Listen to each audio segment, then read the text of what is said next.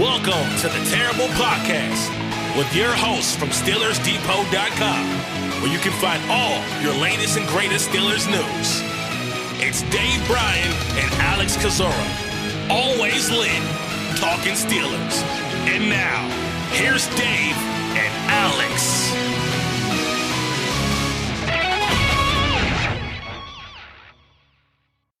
Welcome to the Terrible Podcast, Season 15, Episode 80. He's Dave Bryan. I'm Alex Kozora, SteelersDepot.com. Thanks for being back with us this Friday. Steelers Nation getting ready for Divisional weekend and the first weekend without Pittsburgh Steelers football in quite some time. That'll remain, of course, the case until next August with the preseason. So, Dave, still plenty for us to talk about, but kind of sliding into the weekend here. It's cold. It's snowy in Pittsburgh. I think it's a lot better out in Vegas right now.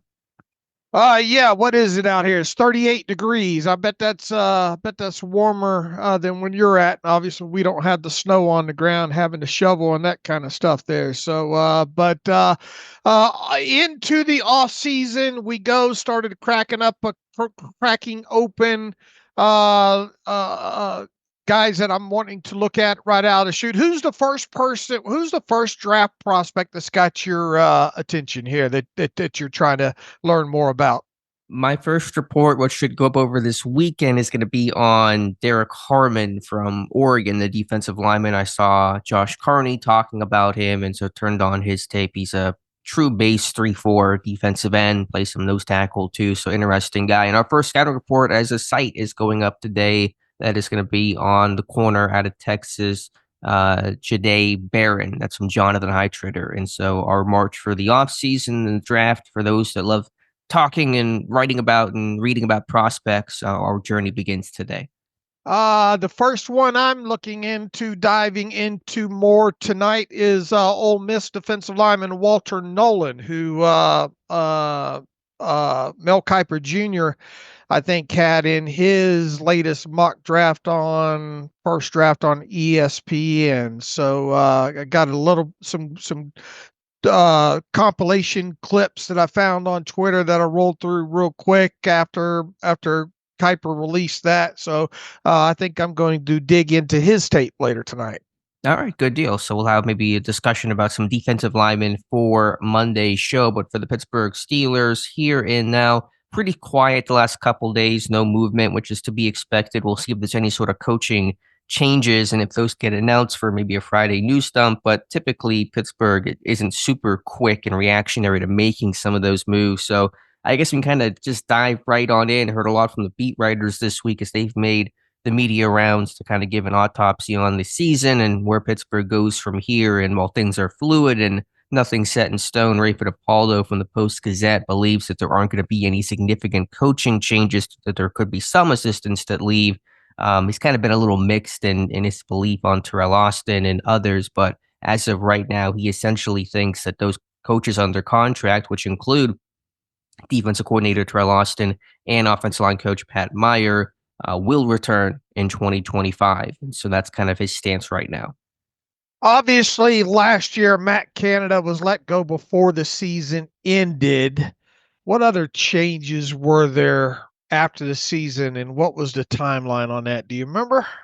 I'd have to look up timelines in terms of new coaches that were hired last year. You had Frisman Jackson did not return, remember, and Zach Azzani came in. Mike Sullivan was shifted from quarterbacks coach to senior assistant. He had tried to look for some offensive coordinator jobs. I think the Raiders, maybe the Saints, those didn't happen. His role was reassigned. They brought in Tom Arth. I know Arthur Smith was hired around the Senior Bowl time. That's when the OC hire actually was made. That had to have been later January. I can double check on when some of those, Frisman Jackson, those types of moves were announced, though. I mean, technically, we're not even 1 week into the Steelers season ending, so it wouldn't be a shock, I guess, is what I'm getting at, if the finality, in other words, we could get past this week and into next week before we find out, who's staying, who's going. Yeah, I'm just searching it and looking back to this past season, and the news on Frisman Jackson wasn't known until February 5th of last year. Now, I don't know if there was an extra holding pattern because of the OC situation, and so you wanted to get your OC hire made first. and then kind of work through who he was looking maybe to keep and what guys maybe he wanted to bring in. A lot of assistants followed Smith to Pittsburgh, so maybe that timeline was a little extra delayed last year. It wouldn't have to be the case this year, assuming that Arthur Smith remains the OC. We'll talk about his head coaching probabilities and possibilities here in a moment, but the Frisman Jackson news at least did not come until very late, relatively speaking, in the offseason calendar.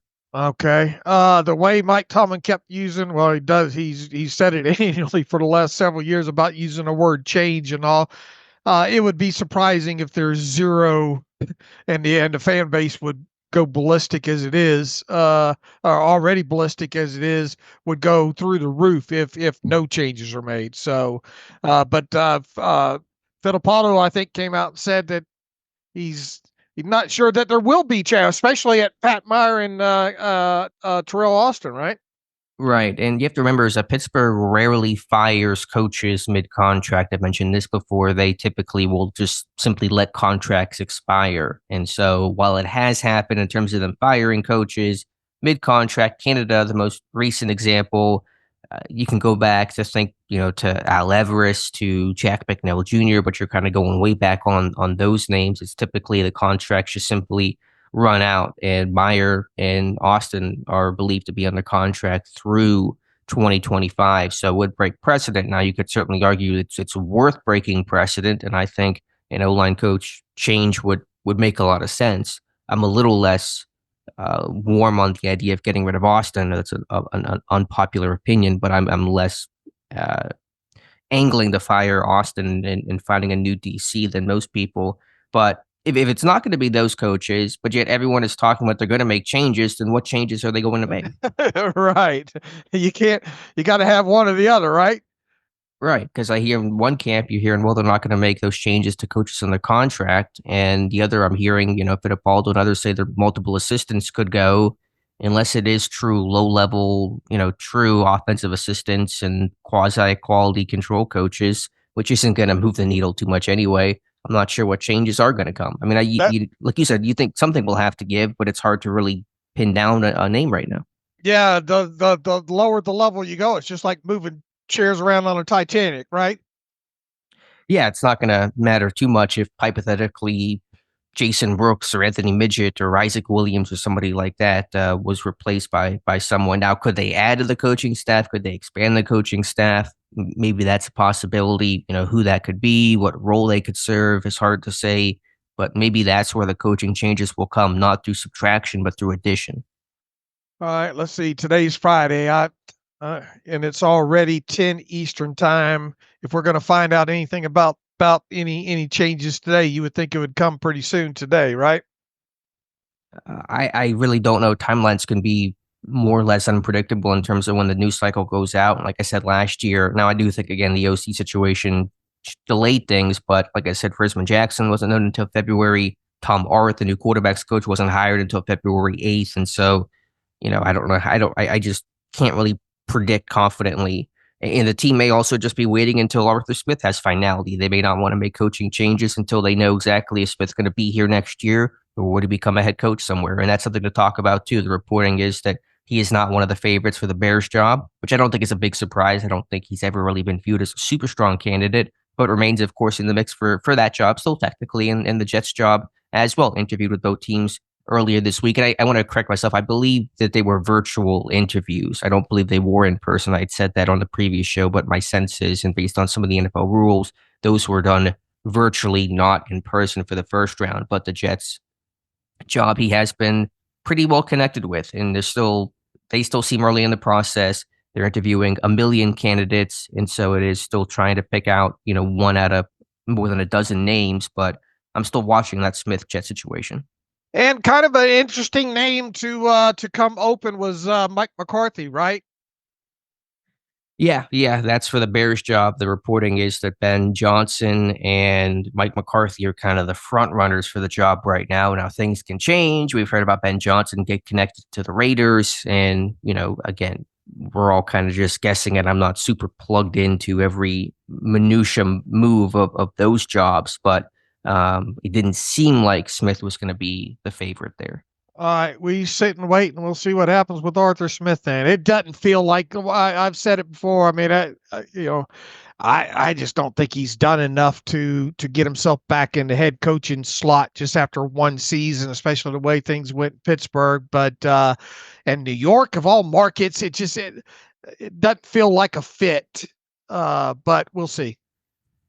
All right, Dave, let's talk about some other beat writer reporting and some of the insight from that group. And Gerry Dulac was on Rich Eisen's show yesterday, Thursday, and said a couple of, I thought, notable comments. One, the team would have no interest in Aaron Rodgers should he become available, which we probably expect him to, if he is playing football in 2025, to not do so as a member of the New York Jets. But Dulac flatly saying there is no interest in Aaron Rodgers. Well, if you believe what Mike Tomlin had to say about quarterback mobility and how important that is to him, there's no way that Aaron Rodgers fits that mold, right? Yeah, not at his age and lack of mobility. I'm sure the timeline or the connections were drawn based on the mutual respect that Tomlin and Rodgers seem to have for each other, the kind of googly eye sideline viral moments that occurred a couple years back and this past year also when the Jets and the Steelers played. But yeah, I think there's just too much baggage there. It certainly would not be a long-term option. It'd be basically a one-year thing. It just does not seem worth it at all. Right, I agree. Dulac also saying, I thought this was interesting, that the team has a priority on a running back in the draft, and in terms of a skill set they're looking for, maybe a little different than what they have in the past. He says they're looking for somebody who can win the edge, has speed to get to the edge. He didn't say this, but I presume and kind of infer they want someone who can more effectively work that outside zone of Arthur Smith's scheme and system, someone who can bounce the ball wide and get out there on the perimeter. And so Dulac believes that Pittsburgh will be looking for speed at the position, whoever they draft, whoever they add this offseason. I mean, Jaylen Warren is no Jamar Gibbs, right? As far as getting outside and getting that corner turn. But I mean, I think I think Warren's been effective when either having to bounce or run outside. Yeah, I would say so. I mean, I think he's certainly, compared to Najee, he's a more explosive kind of a guy, but it sounds like they just want more pure speed. And, Warren was a 4.5 something guy coming out of Oklahoma State. And what I just find curious is, if they do go that route that's breaking the mold, which isn't a bad thing, of the power backs. They typically want these tough mutters, these workhorse backs that have size and power and, wear defenses down. When they've tried to draft the speedster, it's not had good success. There's been some awkward fits in Trey Archer, Chris Rainey, but even more recently, Anthony McFarland, who was known as that home run hitter. He never fit. I just don't think he had the size and the power that Pittsburgh really looked towards. And so, of course, schemes and thoughts can change, but the model will be pretty different because Pittsburgh has had a clear case of the type of running back that they want, and it's typically not someone who's a speed guy. Yeah, it's usually that 220 guy, right? 220-pound guy. Yeah, it's especially early in the draft. It's your, Mendenhalls, your Le'Veon Bells, of course, your Naji Harris's. Even later, Benny Snell. Jalen Samuels was kind of a hybrid type, but he was still a bigger guy if you just look at heights and weights. Go back to Frank Summers, kind of some older school names, but yeah, across the board, that's been their type, a Power 5, productive, workhorse type of runner. They're not thinking about drafting a running back in the first round again, are they? We'll have to just read the tea leaves and play our Blues Clues game. You wouldn't think so. It's a good running back class overall. You can wait on that. I would imagine somebody like Ashton Genty probably, and it's early, I know, but probably won't be there at 21. And so if it's not him, then I'm not sure what other first round runner would, be compelling enough to take at 21. So we're very early in this process. I'd be surprised if it was a first round runner again. But also you think, Art Rooney, is going to want this team to run the football. And last time he wanted to make sure this team could run the football, they draft Naji Harris in the first round. So I'm not going to, say no to anything right now this early. Yeah, I hope it's not first round for obvious, for my own personal beliefs. Anytime after that, look, I mean, I think we both agree that even before what what Dulac had said and all that, and especially reading the tea leaves of what we think is going to happen with Naji Harris this offseason, it won't be shocking to see them take a running back at some point during the draft. Now, I would be on board, especially if things go the way I think they go. We'll go with Jaylen Warren, get a second round tender, and then see maybe where contract talks go this offseason with him. I also do believe that the Cordell Patterson thing should end this offseason, if not sooner in the offseason, at least by the time you break camp and all like that, assuming that you're healthy at the position and all like that. They need to do what kind of I did a couple of years ago when looking at the running backs, and particularly I think after Najee was taken, you better get yourself a home run hitter. And I would be on board by going against what they've done, especially in drafts with that 220 guy. I would get somebody, regardless of size, that can that can get to the outside and turn the corner the way kind of the Gibbs does in Detroit there. Because look, you roll back at even just the last couple of seasons here, the longest runs from scrimmage, whatever position, whether it be quarterback, running back, wide receiver, whatever. I mean, last year, this past season was like 36 yards. What was it the season before that? I mean, it's been a while since we've even had, I think, a 40-something yard run. And wasn't that one of the Edmonds? Well, there was the Jaylen Warren run against Cleveland last year, and that Week 10 game was the last big explosive run that Pittsburgh had. Yeah, that 70-yarder. That's right. Let's roll back here. This past season was Najee, 36 yards. 2023, the longest run was, there it is, the 74 one from Jaylen Warren. Najee's longest run in 2023 was 25 yards. Let's see, 2022, the longest run was Najee at 36 yards. 2021, Najee 37 yards, a touchdown. 2020, James Conner 59 yards. 2019 was the Edmonds brother, 45 yards there. So yeah, I mean, if you're going to address the position, you need to look at someone who is explosive, that can deliver, not only 20-yard runs, but the occasional 40 or 60. Sure, let's just hope Pittsburgh knows how to scout and how to utilize that guy, because it'd be a different mold, which has its place and its value to try something different. I just wonder if Pittsburgh, because history has shown they're not really great at finding that type and utilizing that type well. And just to pull up some numbers as we were talking, it's interesting. You look at, since Najee was drafted in 21, runs of 20 plus yards, Pittsburgh has 42, which is about middle of the pack, although it probably skews more negatively considering how often Pittsburgh has run the football. But if you just change that a little bit, I know we're kind of playing with numbers, but runs of 25 yards or more, so just additional 5 yards, Pittsburgh, only 14 of them since 2021. That is 31st in the NFL, only ahead of the LA Rams with 13. And so they are, essentially almost dead last in terms of those runs of 25 plus yards, explosive runs. And again, part of that's the model of when you have some big backs that are more plotter, bruiser type of players, you're not going to get those big runs. And so if you kind of infer what Dulac is saying, I think Pittsburgh looks at that and say, we're not getting those big home run plays that flip the field and change the game. And we need some explosiveness for this offense to really be able to compete and score points. It's hard to consistently, put together 10, 11 play drives and do that routinely, especially without a franchise quarterback, and expect to average, 26 points per game. All right. We will definitely be profiling quite a few running backs throughout this offseason. We will. Let me ask you a question, Dave. And we're just kind of doing some reflection and just kind of in the moment. Was Naji Harris a bad pick, a good pick? How would you evaluate the selection of Naji Harris in the first round in 2021? He ended up at least being a little better than what I envisioned he would be from a flat out explosive play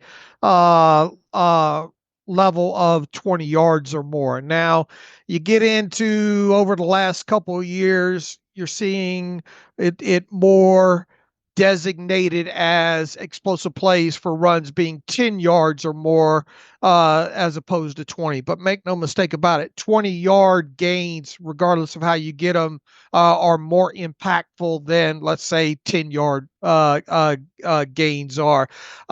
He was durable. Obviously, did not miss a game.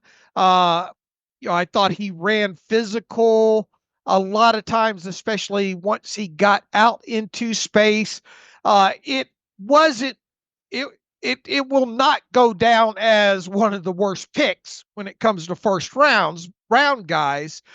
But you know, that here's the thing that this team is this rut that this team is in right now. I mean, when you think of Pittsburgh Steelers, prior to the last, let's say, 4 or 5 years, you think of a team that their first round guy ends up being a franchise guy, a guy that ends up making it to the second contract, a guy that plays at least, I don't know, 7, 8, 9, 10, 11 years, right? And they have just not been hitting on those guys really since what? TJ Watt, right?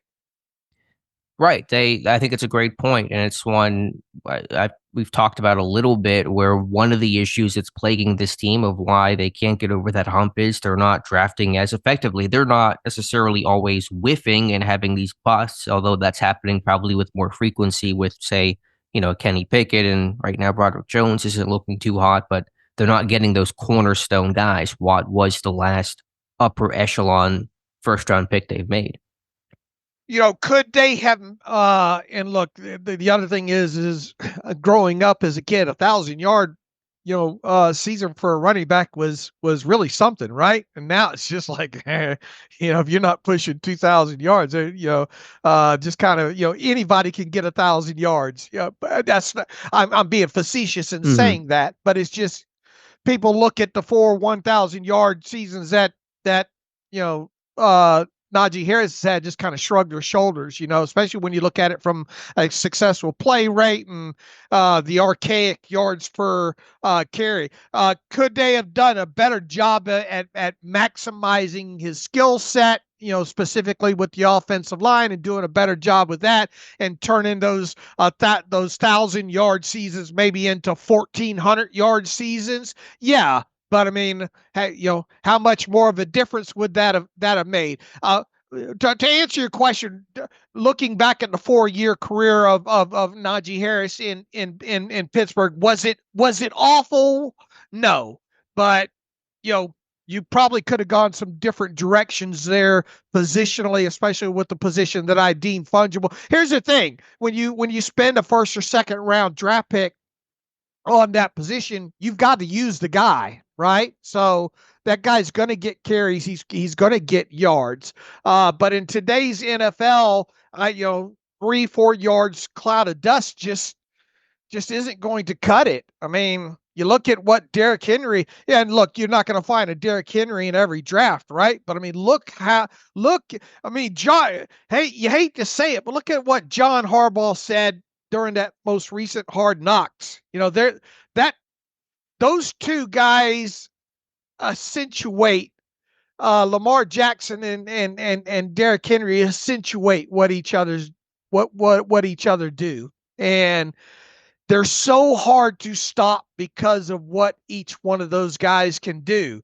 Naji Harris is definitely not Derrick Henry. He's not a guy that you think, man, not only is this guy going to get me maybe 4.5 yards on every carry, but this guy could go 80, on me as well too. And then you look at what the skill set of Lamar Jackson is, and where I'm going with this is, if you're going to move forward with a guy like Justin Fields as your quarterback, and I said this the other day, you better study the living snot out of what the Ravens are doing and try to copy that and utilize the athleticism and the zone read capabilities of Justin Fields. And you better have a back that, if they're going to key on Justin Fields, can get 5 yards a carry, break something 40, 50, 60 yards.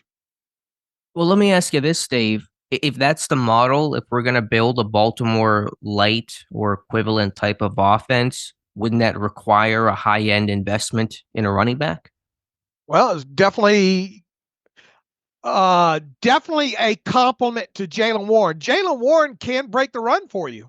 And Jaylen Warren's a good pass protector. He's a better pass protector than Naji Harris. Sure, he's the best on the team. That's why he's a third down back. But he's not a Derrick Henry. He's not a Saquon Barkley. You look at those two teams, they made those additions and investments, granted in free agency, not the draft, but they have elite level running backs. If that's the model, then shouldn't Pittsburgh be looking for an elite level guy, which is going to come early in the draft? Well, if you're asking, look, I mean, here's the one thing I know about Genty. He's got explosive runs out the yin yang. Mm-hmm. I mean, his tape is insane. I mean, you want to talk about a guy that takes it. I mean, and I haven't gone much deeper than that. And I know this, my understanding is this is a deeper running back class. First round, maybe not, but second round, I think it becomes in consideration there. But if Genty was there hypothetically, I mean, again, if that's the idea, we got to pair a top end rushing threat at quarterback with a high end running back to kind of really build this thing out. I'm not saying that is the goal, but if you're taking the Baltimore route, where you've seen those offenses get elevated by the addition of these super high end running backs, then I think it's hard to ignore that and not consider Genty in the first round if he were to be there. How would you rate that Ravens offensive line? Well, that's the other component. That's kind of the levels and layers of nuance. It's a good offensive line. They've built it. It's maybe not where the Eagles are at, but Stanley stayed healthy. Of course, they found an anchor in the middle in Linderbaum. They moved Falele inside the right guard. He's a huge guy. He's kind of like what Becton is now for the Eagles. It's just giant mammoth of a man in the interior. What I think what the Eagles have done, what the Ravens have done, what Pittsburgh would have to do is running back comes last. It's important. There's value to it, but it is the cherry on top of your offense. You got to find the quarterback. You got to build this thing inside out with the offensive line, invest there. And then as the topper, you go running back. That's when Henry got added. That's when Barkley was added. After all those things were built out, the Eagles already had their offensive line set in stone. They had their quarterback in Jalen Hurts. Then they add the running back. That puts them over the top. Baltimore, right. They improved the offensive line. They found the quarterback. Then they added the running back. And so to kind of answer my own question about do you take the running back early to copy the Ravens model, you'd only do that if you're Pittsburgh until everything else is set in stone and in place, quarterback and offensive line. Now, granted, I don't think Pittsburgh's drafting either of those two areas high in this draft. They need to grow and develop and all those kinds of things. But I would say that the running back would wait until the other pieces are firmly set in stone. And look, Lamar Jackson has been successful in this league without even before Derrick Henry. Sure, yeah, he's won 2 MVPs. But, I mean, this offense felt like it took a different step this year when they added Henry to a different level of potency, as Pittsburgh has found out. Right, absolutely. For me on Naji Harris, and just to kind of give a blanket answer, I just think it was a purely average pick. It wasn't a bust. It wasn't, even Edmonds bad or Pickett bad. I mean, Harris is a competent player. I don't think Pittsburgh did him well by, again, not building this thing inside out. They took the running back first. They didn't have the offensive line to support him. That's a bad environment for a running back to try to have success in.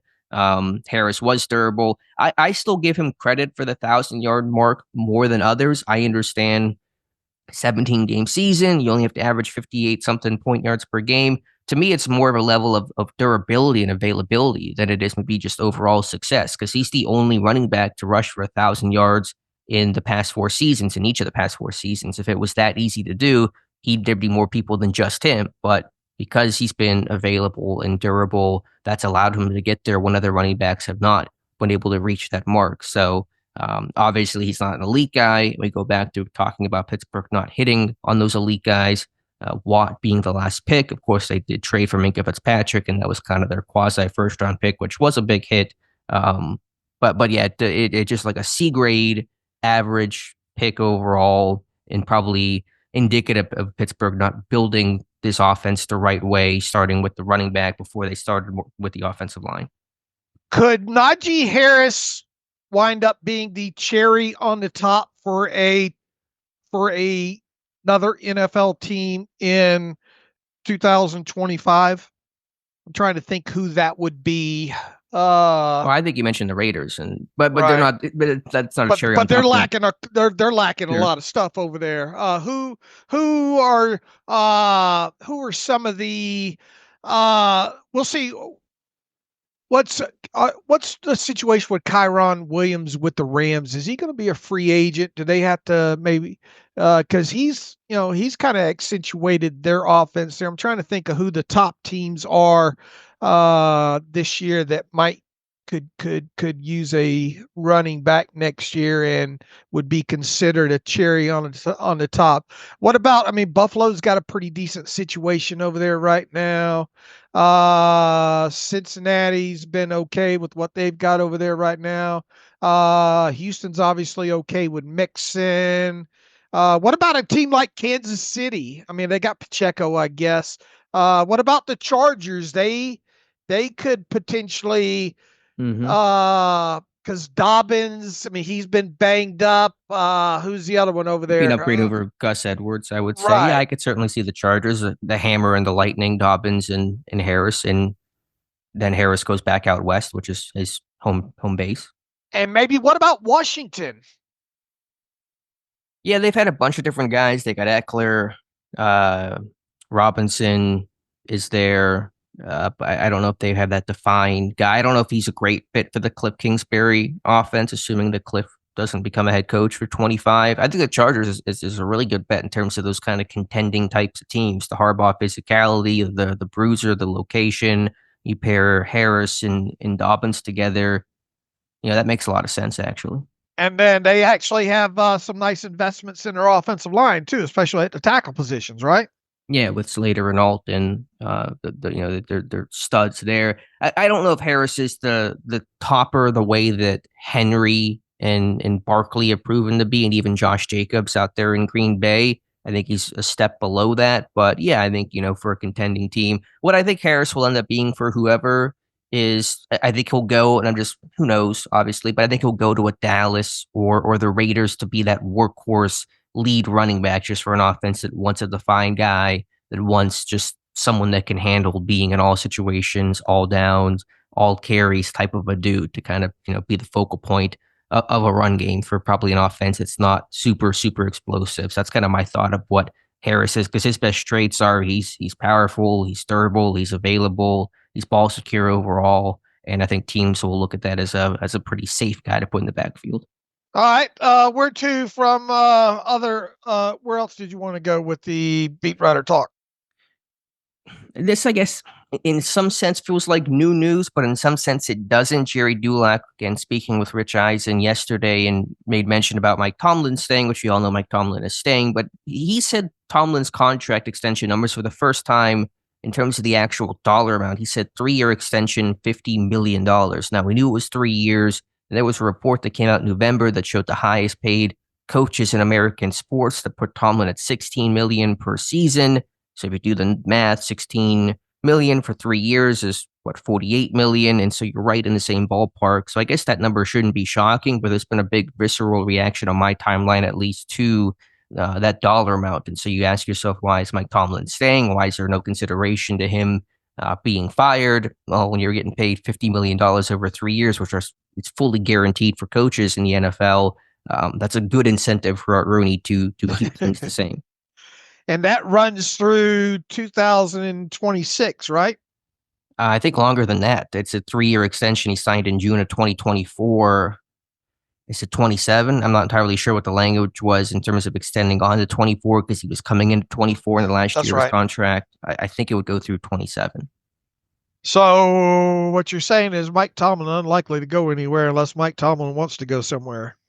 Yes, exactly. And that's why I never entertained the idea of him being fired or being traded. Now, if you trade him, how does the language and the money work? That probably gets super tricky and would have to get all ironed out. But, and the same's probably going to apply for next year, because, you're not going to eat, $16+ million for the next, 2 seasons and pay that, and then have to go pay a head coach on top of that to go run your team, which would cost at least $5 million. That's probably the baseline rate for head coaches, new hires right now. And so you're not going to pay over $20 million. I just don't see the Rooney's doing that. They're apparently not going to fire Pat Meyer mid-contract, which he's making a whole lot less than, 16 and change million per year. So if they're not going to do that, then Tomlin's not getting a pink slip either.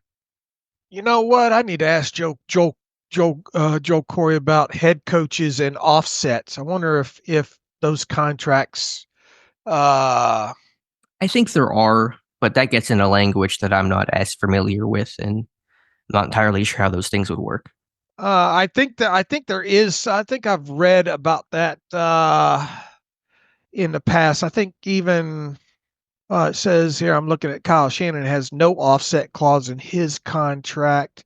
I guess it really depends on the coach. I don't even know if Joel Corey can get the coach's information on that, but I'd be interested because obviously if the Steelers were to fire Mike Tomlin, you would think he would turn around and get another job fairly easily, right?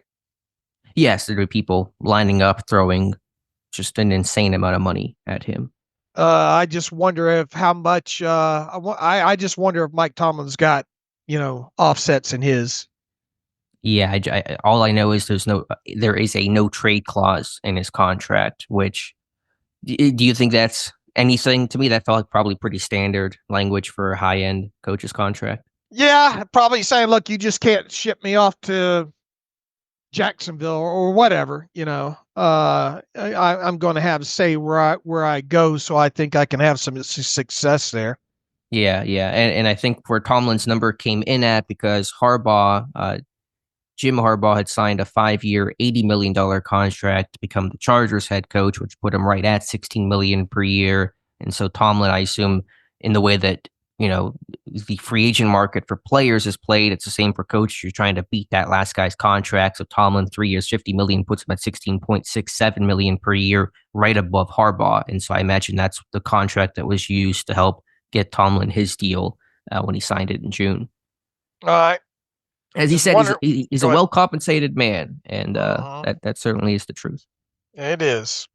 All right, Dave, speaking of finances, you have a great, and this is always kind of the mark of the start of the offseason for us, is your salary cap post and update with the rule of 51 in place. And you kind of walk through where Pittsburgh is at right now, some ideas about how they can clear additional cap space. So kind of walk us through the health of the team financially, and someone that you wrote about, an article you guys should check out on SteelersDepot.com. Yeah, and we kind of roughly outlined this on the other show, but I'll give you some specifics here. Right now, the 2025 salary cap number is speculated, and make sure you punctuate that speculated at the low end to probably be $272.5 million. I think Joel Corey is kind of working off of the number being more like $275 million. I always like to be as conservative as possible when it comes to a starting point with that, as to not disappoint people. If you read around and do the research and talk about the percent of that the cap's gone up over the years, I think $272.5 million is a fair, safe number to work on. In other words, I don't think it'll come in lower than that.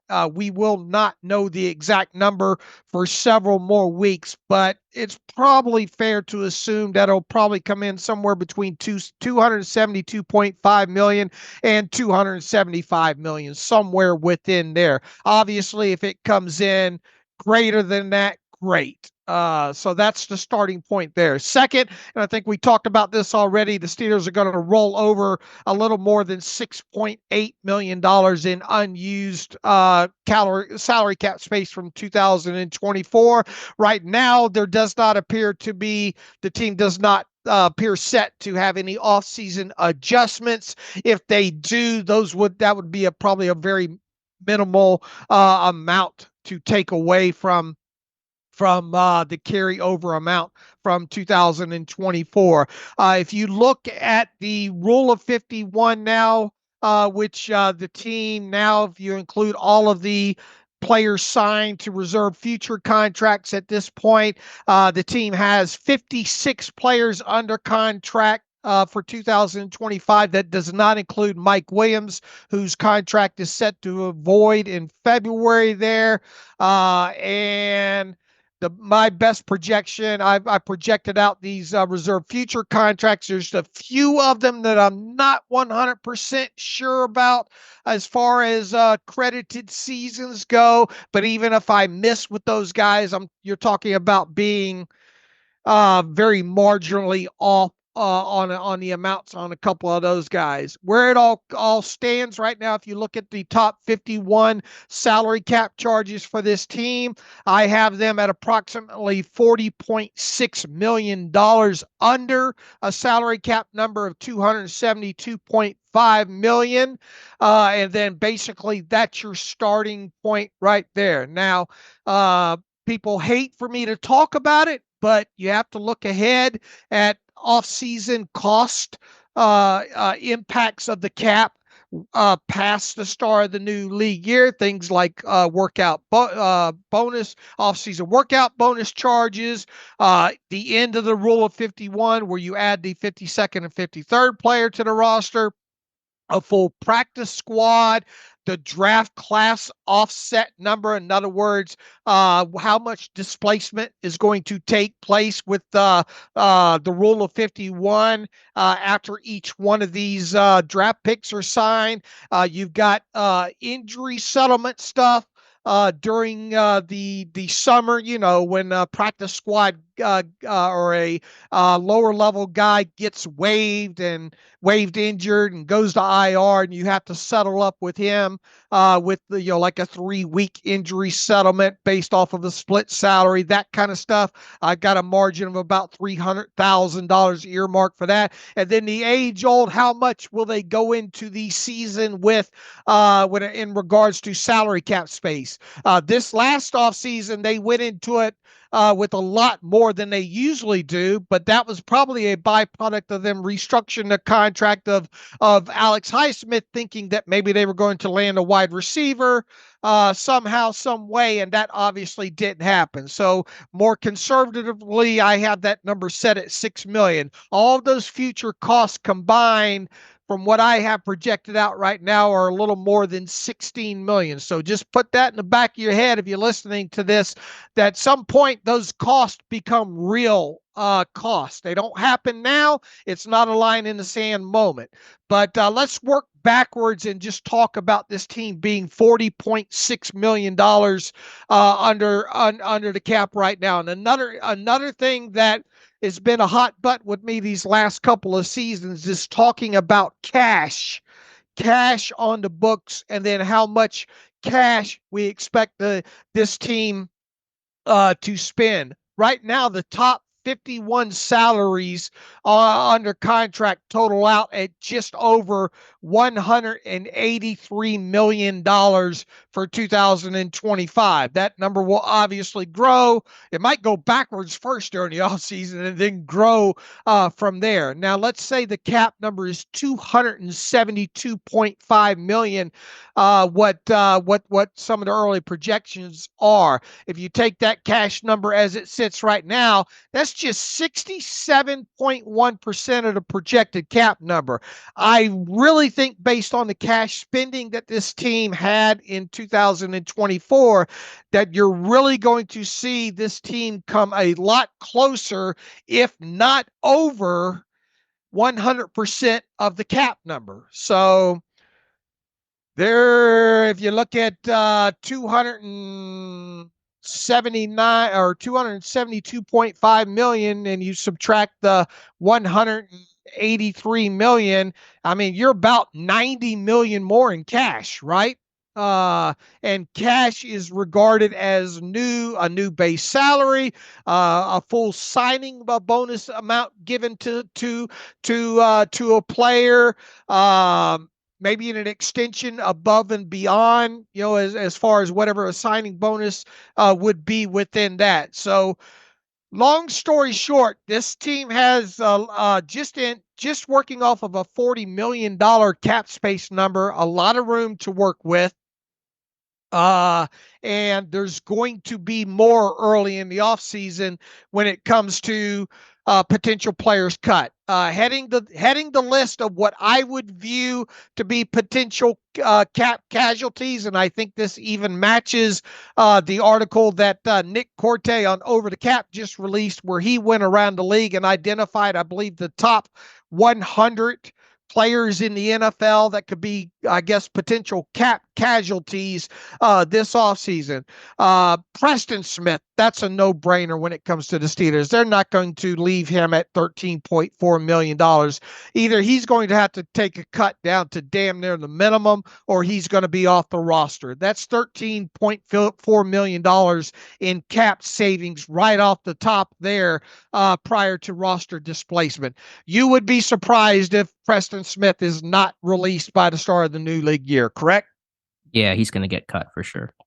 All right, a guy we talked about, I think, the other day, Larry Ogunjobi, who is set to earn $7 million this offseason. The key factor with Larry Ogunjobi is he's got of that $7 million, $3 million roster bonus due on March 17th.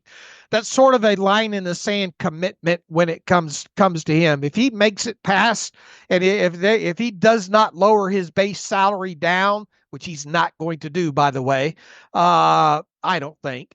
And then, his base is $4 million. His roster bonus is $3 million. Once again, come the middle of March. You would save $7 million in salary cap space prior to roster displacement if you cut him before paying him that roster bonus. Now, look, we've talked about how weak this defensive line already looks like it might be even with Larry Ogunjobi. Do you think they cut him? Yes, I do. Just based on his reduced snap count, Keanu Benton took over in a much larger sub-package role. Ogunjobi's production hasn't been there. His age, it does create more holes and questions up front, but I just don't think he's earned the right to come back and have that roster bonus exercised. I agree. I am expecting him to be out the door and save this team $7 million in cap space prior to displacement. Cole Holcomb, next on my list. Alex, $6 million cap chart, or $6 million in total earnings in 2025. He's got a $2 million roster bonus. It does not appear as though that roster bonus is tied to a March date. It might be tied to whether he makes the 53-man roster come over the summer and all like that. But regardless, $6 million in total cash is too much to pay a guy who did not play a snap in 2024, who is coming off of serious knee injury. Yeah, I mean, I don't know exactly, where he's at. Rehab obviously returned to fully practice, and so you imagine he's pretty close to full health, but, what level he would play, and you have Patrick Queen and Peyton Wilson going in year two, and I assume there's going to be an appetite and desire to re-sign Landon Roberts, and so you have your top three there. Hard to see where Holcomb fits. I mean, I guess it's a guy that maybe could take a big pay cut and you could entertain bringing him to training camp and seeing, but certainly if he was cut, it wouldn't be surprising. All right, with those three players alone that I mentioned, with Ogunjobi,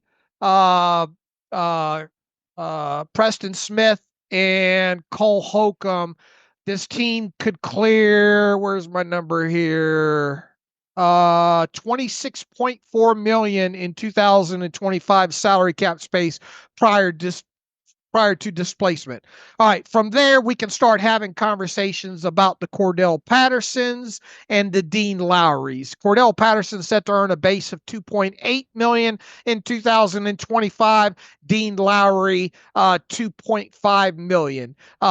It's not guaranteed that both those guys will be out the door in March, but both guys could potentially be cut by week one of the 2025 season.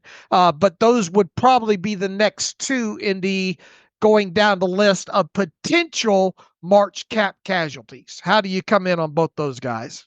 Yeah, I could certainly see that. Again, would you keep Lowry if you cut it Ogunjobi to have some options? Maybe, but he was falling out of favor. He was losing out to a lot of milk by year end, and Patterson obviously didn't give you what you expected. Now, again, do you keep him a little bit longer if you let Naji Harris walk? Perhaps, but neither guy I would expect to be on this roster come 2025 and in September. All right. Is there anybody else that you would like to discuss as potential cap casualties? There's been a rush of people saying Minkah Fitzpatrick should be out the door. Yeah, he's not going to get cut. I think it's a real short conversation about that, to be honest with you. Corte had listed Isaac Seumalo on that list of top 100 cap casualties. I just don't see them getting rid of him. I think the pec injury that he dealt with to start the year hampered him throughout. When you're going to lose Dan Moore with some other things to look at for the offensive line, I don't think you're going to totally restart at left tackle and left guard. He is due total cash of $7.875 million in 2025. I think you let him play that out. It's not like you should be in a position where he doesn't at least meet that value for his play. Is there a roster bonus? Anything on him? There is a $1 million roster bonus, and I'm not seeing a date tied to that. So that could be related to whether or not he makes the 53. But even if it was tied to March, you're only investing $1 million in him at that time.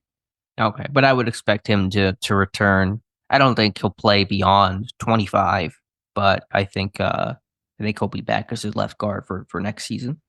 All right. Other people, I think, are trying to cut Patrick Queen. That's unlikely to happen, right?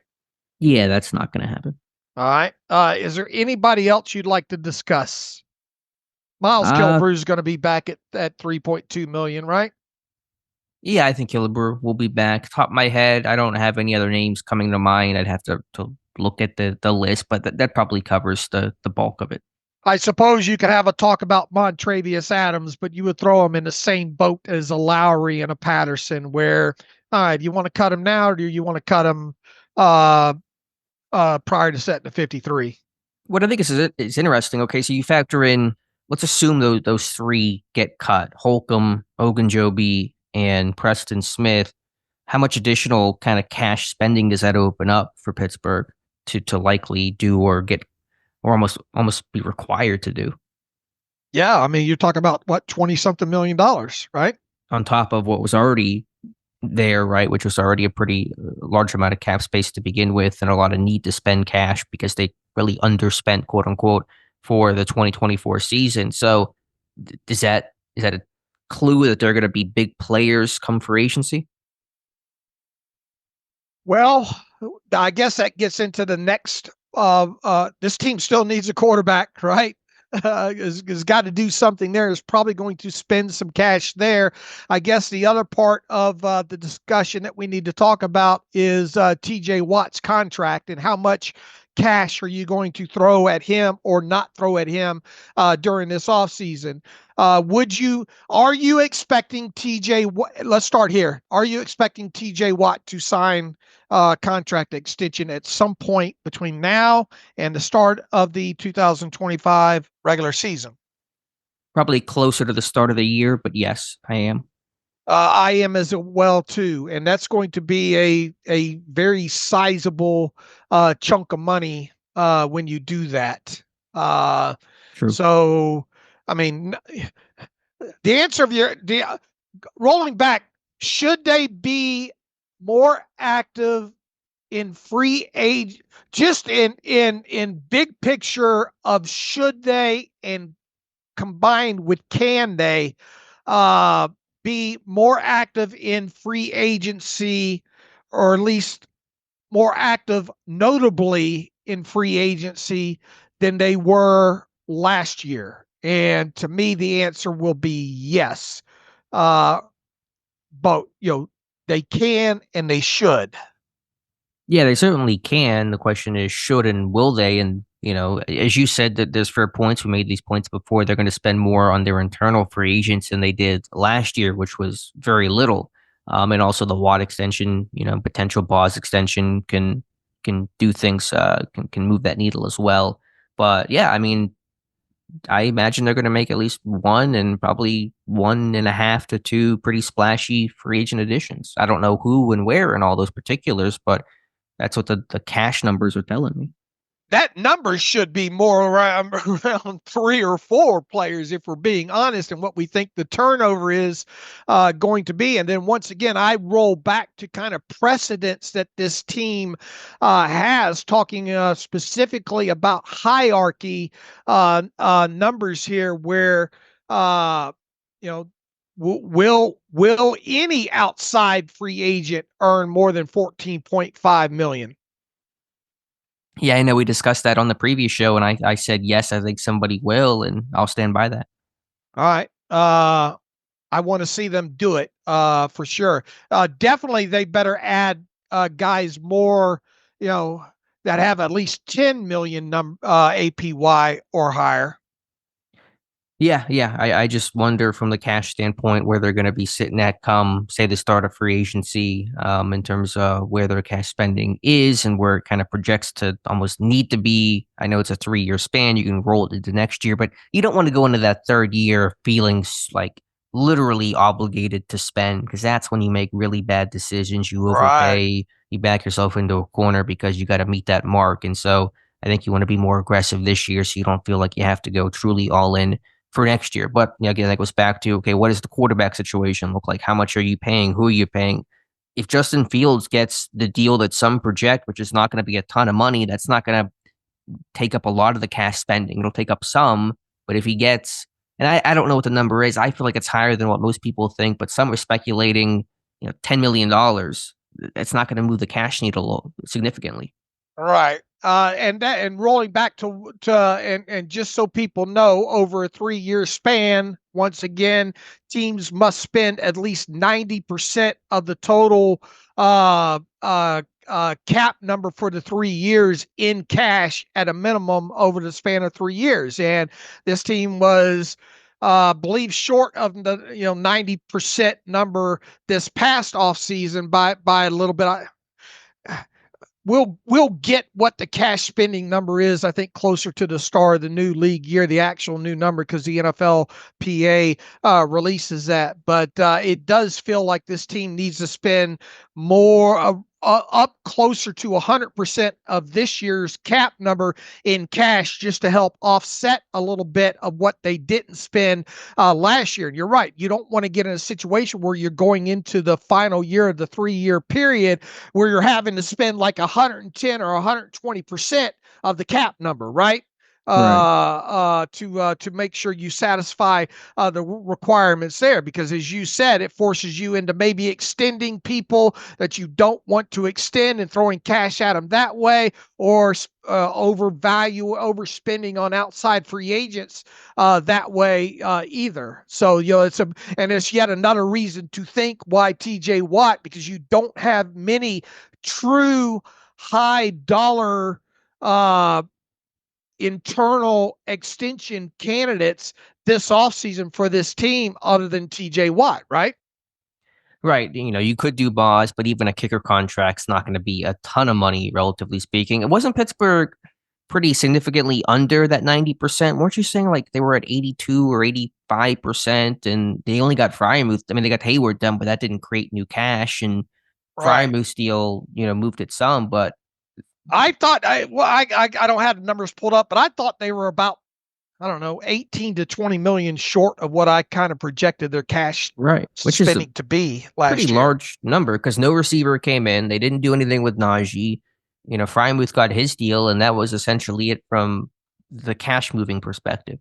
Right. So, add that, let's just throw 20 million more onto this year, what they could potentially spend, What is the math on that? If you create 26 million in those cuts, so 20 million kind of quote unquote rolled over plus what they already had. I mean, we're talking 100 million. We talk 100 million in cash to spend this offseason as a projection. Well, I mean, you're at 183 million right now, and let's subtract 25 $5 million. What did I say? Ogunjobi and the top 26. three, 26.4 from that. So what's 183?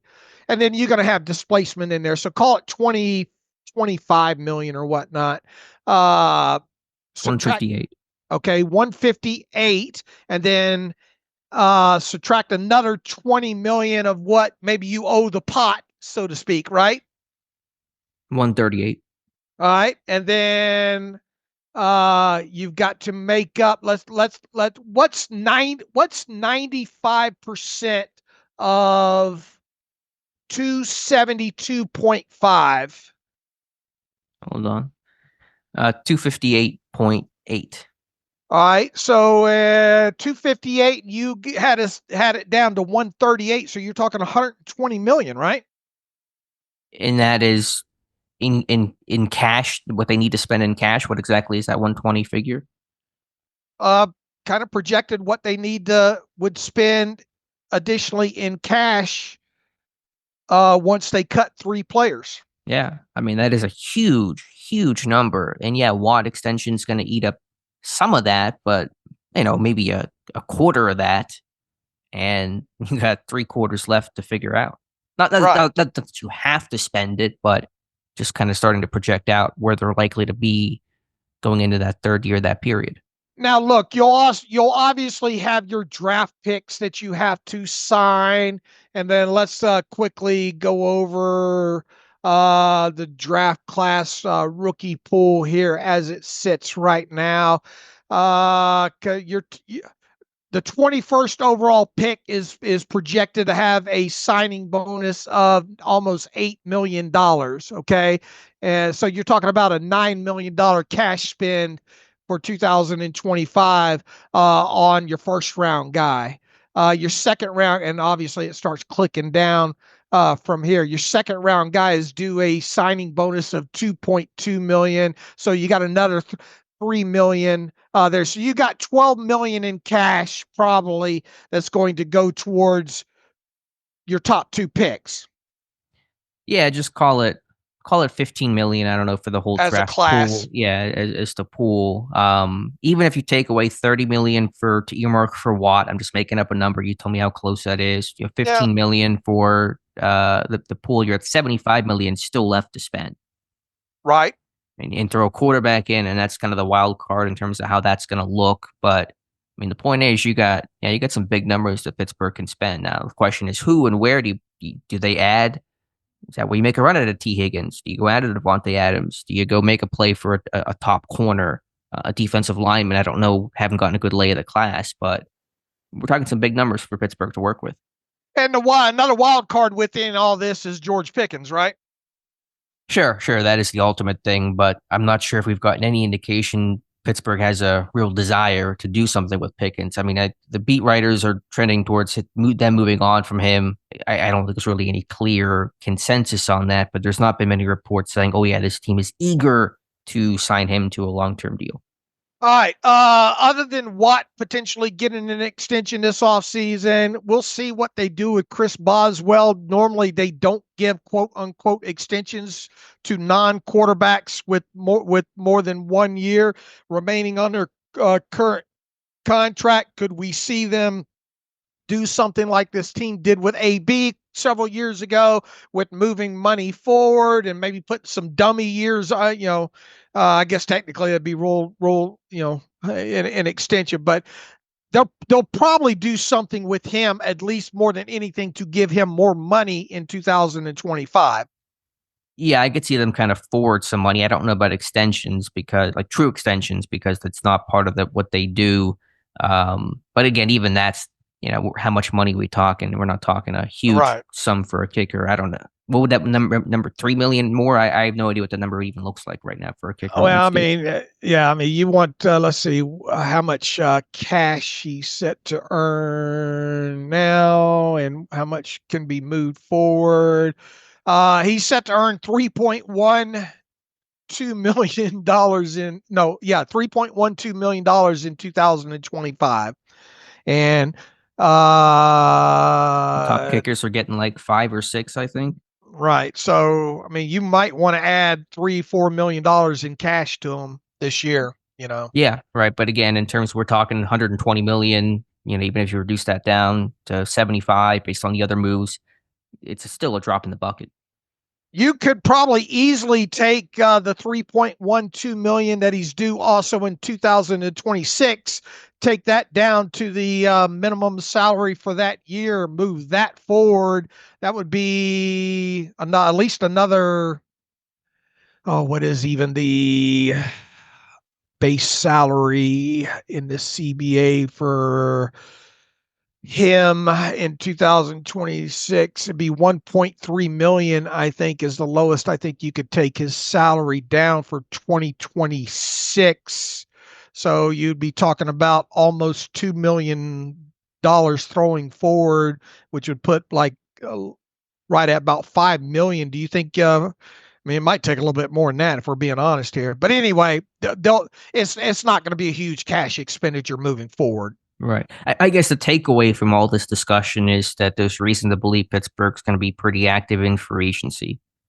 Right. And the only other probably extension candidate, tell me if you disagree, Jaylen Warren, but I think that would come on the heels of him getting a second round tender first and then working on a new deal from there. But they will have him kind of in a corner because he will be trapped between a second round tender and the franchise tag after the 2025 season as far as parameters to work on.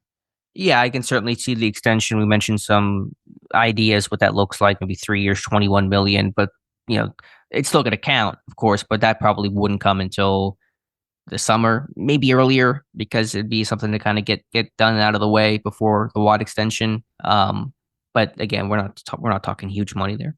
All right, and then we already discussed, it's going to be interesting to watch the Pickens thing play out there. All right, as far as moving on with the salary cap look here, they've got two guys that they could realistically go to restructure their contract to free up salary cap space. I don't think they're going to get in a position where they need to do that. And also, if you restructure, if a true restructure does not add more cash on the books for the given year, you're just moving money around. You're giving what you were owing the player in a signing bonus for cap purposes. But if they do go to anybody, I would expect Pat Freiermuth to be the first guy that they went to. You could free up a little bit more than $7.2 million in cap space that way. The next guy, if they did Freiermuth and needed even more cap space, would probably be Alex Highsmith. You could free up $7.8 million that way. So really a total of $15 million in potential cap space could be freed up if they wanted to go that route. I just don't think they're going to be in a position to have to do that, but we'll obviously see. Yeah, I'm not saying a reason why they would need to, but if they do need to, it's good to at least know who those names could be. All right, the main takeaway from all this is kind of what you laid out there. You would expect them to be busy in free agency.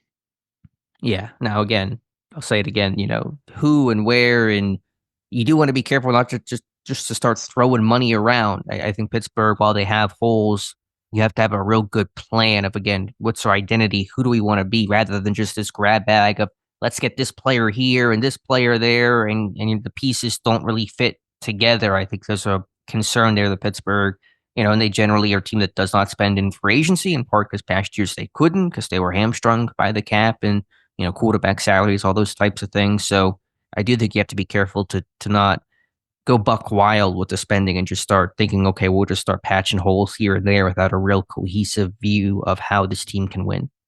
Do you even remember the big names last year? I know you know one of them, Patrick Queen. Yeah, I mean, Queen was the big one. Cameron Johnston, is forgotten. He'll return next year. Let's see, Dante Joe, that's a trade, but Dante Jackson was an acquisition. It got pretty quiet after Queen. It felt like it was going to be something bigger. Russ was on the minimum. You trade for Justin Fields. Deshaun Elliott was one. Yeah, Deshaun Elliott at strong safety. Although that contract wasn't super huge. You signed Dean Lowry. I'm sure I'm missing a name somewhere, but I mean, it was Queen was like the biggest one. And then from a financial standpoint, there weren't any huge actual free agent signings beyond that. Right. Agreed. So I think we'll see something equivalent and probably past Queen, and maybe something, a little below Queen as kind of the two headliners in free agency is my early speculation. In that first 3 weeks of free agency, man, people should be disappointed if it's not 3 or 4, more than of contracts more than, let's say, $9 million APY. People should be disappointed, I think. I get that, but you got to find like who. You can't just throw money at guys and just expect that's going to solve all your problems. I think Pittsburgh's issues. I know you're not saying that, but it's still got to make sense. It can't just be about here's a guy with some talent. Let's just throw a bunch of money at it and expect to solve things. All right, more realistic: T. Higgins or Davante Adams. And Davante Adams obviously still under contract right now, but we expect that to change. Yeah, he's not going to be, for a variety of reasons, new regime, his loaded salary. I'll say Davante Adams. I will say Davante Adams as well too. Now, once again, people are going to somehow try to roll this back in my face and say, well, Dave said they're not going to do this. I am all on board. I'm not saying they shouldn't do it and definitely won't do it. But when you look at what T. Higgins potentially, and once again, I'll say the Bengals are absolutely out of their mind if they don't find a way to keep him in town.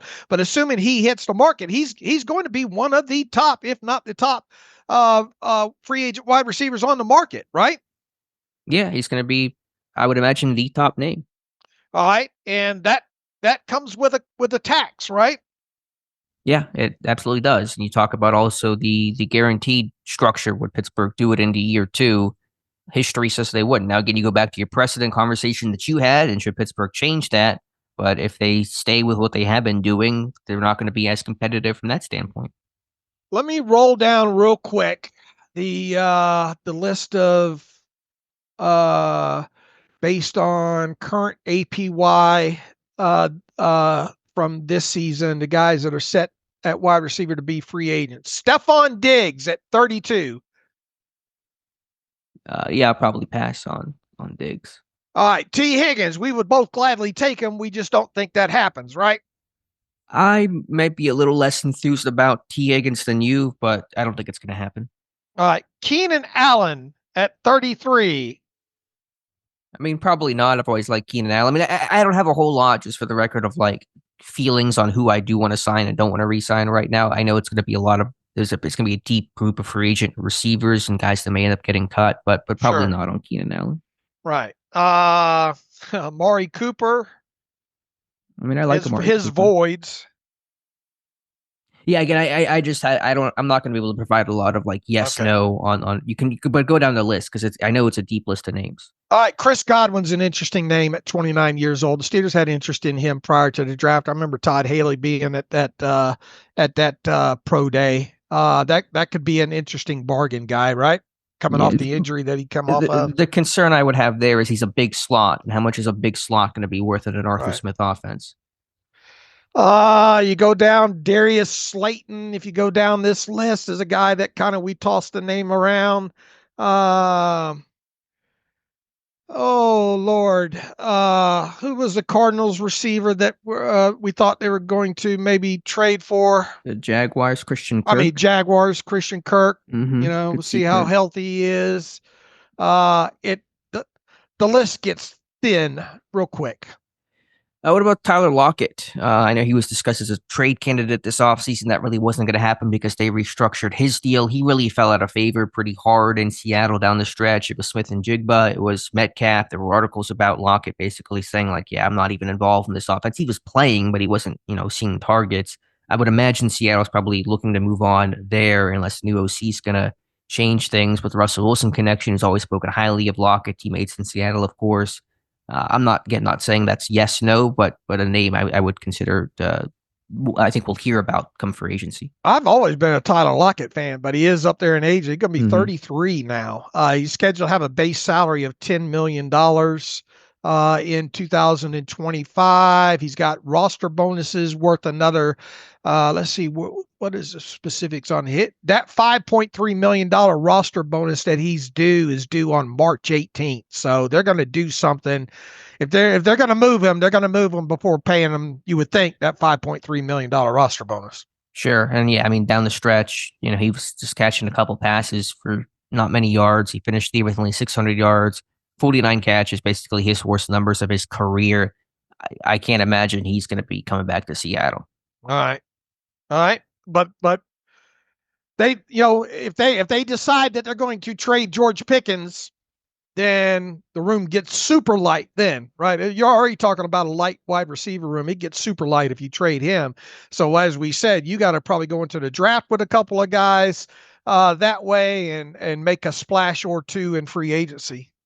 Yeah, this is not a one guy probably fixes everything type of a move. But again, you also wonder in this offense under Arthur Smith, what is the value of being super deep at receiver if your number two receiver's catching 30 balls? And I mean, there's going to be validity to that discussion as well. Right. All right. I think I'm about done with my cap talk there. All right. Yeah, good information. Check out that post. Dave set it up really well with the tables and charting that really helps you understand where Pittsburgh is at financially. I know audio can be kind of tough with all the numbers and trying to keep track, but check out the article Stickied. It's our most popular article of the day. All right, Dave, anything else you want to discuss? Any late breaking news? Any other Steelers content out there you want to run by me? Not. What do you think about the Taco Bell? I mean, not Taco Bells, the KFCs in Mexico. So this is legit. Like, this is a legit restaurant, and this is like, is it going to stay there a while? Is this kind of a gimmick? Because it sounded like there were a bunch of teams that were getting those NFL themed restaurants made. I tell you, it looks sharp. I mean, it definitely looks sharp. I don't know if that's going to be a thing ultimately in the United States or not. I mean, because look, if you got to be careful where you put them, right? I mean, you're not going to put a I mean, I guess you could put a Steelers one anywhere in the United States. Yeah, probably Steelers bars all over the place. Probably do okay there, but as far as other, I mean, you're not going to put a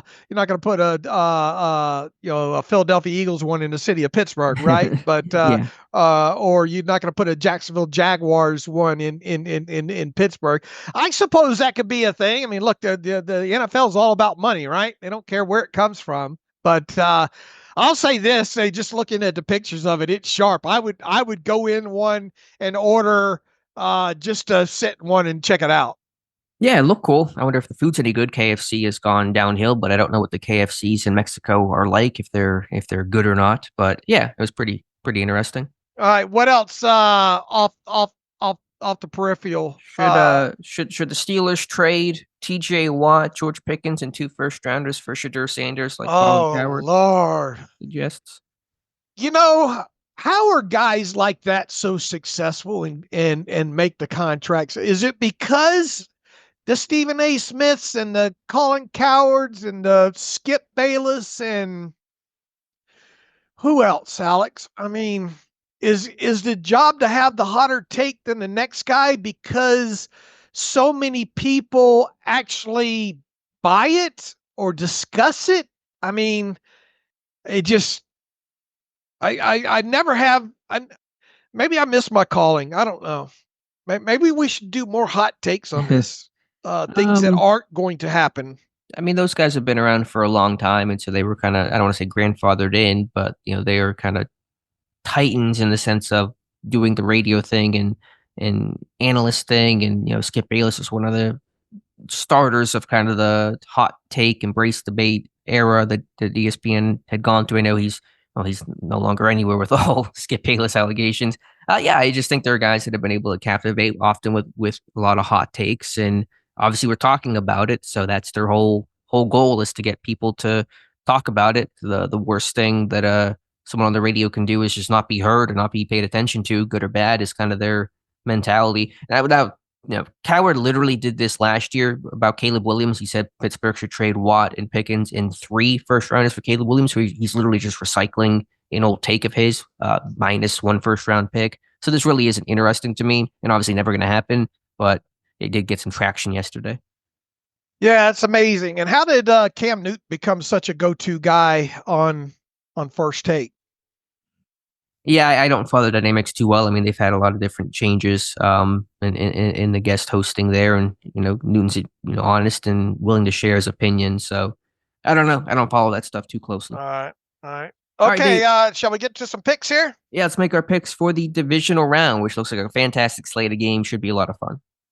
All right, we'll start with the Houston Texans at the Kansas City Chiefs. The Chiefs are favored by 8.5 points over the Texans. It's a big line for a Chiefs team that does not often cover. Man, you got pass rushers. That was my big takeaway from Wildcard Weekend. You got pass rushers, man. You can get after it as a defense. The Rams with their young guys, Verse and Fisk, and the 9 sacks they had against Minnesota. The way the Texans pass rush got after Herbert. Still think Daniil Hunter, one of the most underrated signings of the offseason. Autry in the middle. That D-line is ridiculous for Houston.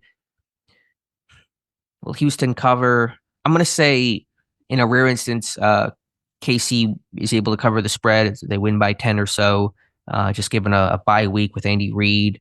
I think they'll find ways to mitigate that pass rush the way they did Pittsburgh. So give me KC.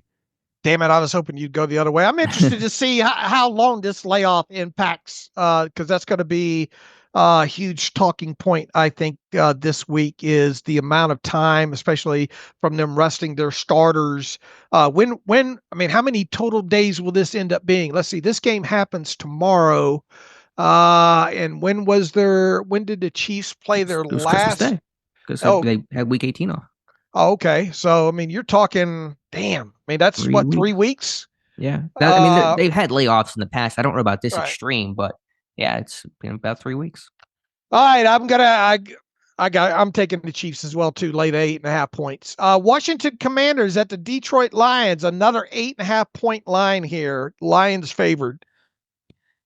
Yeah, it's a big line. I'm going to go with the Lions. Just, as impressive as Jane Daniels' rookie season's been, to be on the road against the Lions team, I had to go Detroit, Dave. I'll take the Commanders. I think the Lions win this, obviously. I'll take the Commanders to make this maybe a touchdown game late here. All right, another decent one. Rams on the road against the Eagles. This one is the Eagles favored by 6 points. I'll take the Eagles. I think it's a really complete team overall. Don't see a lot of holes. The run game's going to mitigate the Rams pass rush. Give me the Eagles, Dave. Man, that defense can hit, can it? The defense is just built the right way, and their offensive line can get off the ball, and you got Barkley. I'm going to go with you. I'm going to lay the 6 points with the Eagles on that one. And the one that'll have my most attention, I think, will be probably, I'm hoping will be the best game of the weekend.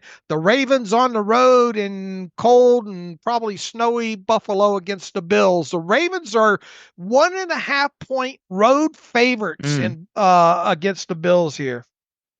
Yeah, I like Baltimore, Dave. It's obviously going to be a great game, but Baltimore just, to me, a more complete team, better at the skill positions overall, even though Zay Flowers seems doubtful to play this week. The defense has improved by leaps and bounds. I will take the Ravens. Yeah, they are a very complete team right now. Even having to play in Buffalo, which will probably be tough. I will take the Ravens and lay the 1.5. Who of these teams do you think which 2 teams do you think meet the Super Bowl? I thought even going into this thing, I had Baltimore and Philly, so I will stand by that. Man, I think and you know what my thoughts on the Chiefs all along. I think somewhere they stumble here. I will take the Lions and the Ravens facing off in the Super Bowl. All right. Fair enough. But remember what your preseason prediction, Super Bowl prediction was? Oh, God, I'm always afraid to look back. Yeah, I am too. Mine was back at these. I don't know who I had as the winner. I think I had Texans. I know the teams. I had Texans and 49ers. I believe I had the Texans winning as kind of the sleeper pick. I thought wouldn't see the regression sophomore year that Houston did, but of course they're in the divisional round, so that part is technically, although unlikely, still alive. All right, I had the Bills winning the East. I had the Bengals winning the North. I had the Texans winning the South. I had the Chiefs ending the West. I didn't do too bad there. No, you didn't. 3 of the 4. I had the Cowboys winning the East. I had the Lions winning the North. I had the Buccaneers winning the South. And I had the 49ers winning the West. So 2 of 4 there. In the Divisional round games, I had the 49ers beating the Cowboys. Neither one of those teams are in there. And I had the Packers beating the Lions. Only one of those teams is still alive there. In the NFC Championship game, I had the 49ers beating the Packers. Double whammy there. In the divisional round of the AFC, I had the Texans beating the Bills, and I had the Chiefs beating the Dolphins. So I have 3 of those 4 teams still alive, at least within the teams in the divisional round. In the AFC Championship game, I had the Chiefs beating the Texans, and in the Super Bowl, I had the 49ers beating the Chiefs. Okay, reversal last year. So still good. Get the Chiefs to at least go there. Always, at least I did fairly well in the division in the division winners. That's about the only thing I think I can hang my hat on there overall. So, well, even Peter Schrager was wrong. Remember, he predicted the Super Bowl matchup like 5 straight years, and he had what did he have? He had the Packers in the NFC. I forget in the AFC. Did he have the Jets? Who was the one that was bullish on the Jets? I don't remember. It wasn't Schrager, but his streak is over. So no shame in, and most of us are going to be wrong in these predictions. And I certainly will be in that camp as well, picking the Texans, who aren't going to go that far, and the Niners. All right. Shall we get to some emails here? Yeah. Let's get through some emails and close out today's show.